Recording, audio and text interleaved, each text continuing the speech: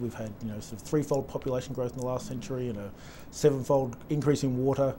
Our industries, most industrial clients, I think, are seeing that they have to actually use water in a different way. They can't continue. It's not the cheap resource that we once had. So we've got to find a way to reuse it better, to cut down on our freshwater consumption, and also discharge it back into the environment in a different manner with tighter regulation. So there's really a culture shift that's happening right now in terms of our historical perceptions around water.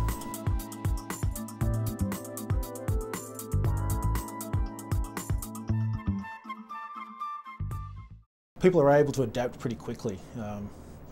So I'm seeing people put in great reuse systems. I'm seeing them take really that full life cycle cost. They're looking at, hey, how do I, instead of just discharging this water, how do I create a better sustainable solution that allows me to not be so dependent on receiving fresh water from the open grid?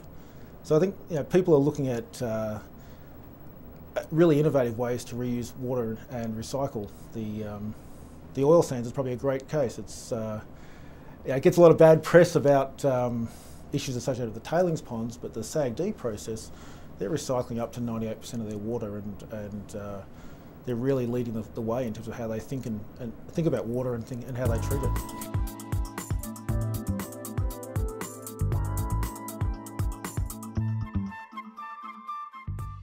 In any segmentation or any way you classify that, there are always some leaders who are going to adopt this quite closely and take that as a sustainable message and really drive that as part of their culture, and there are others who are not.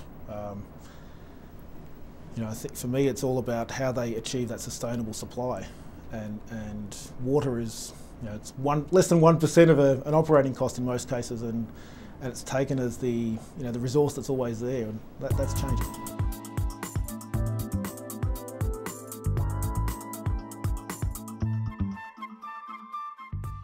Several years ago, with the drought that we had there, people actually, the governments actually came out and said, you will reduce your water usage by 30%. We haven't seen that enforcement in many other places around the world, and that forced people to look at it differently. It wasn't about the cost of water, it was about how do they actually survive as an industry. So I think that's a story that's worth telling, because I think that is going to occur in the future.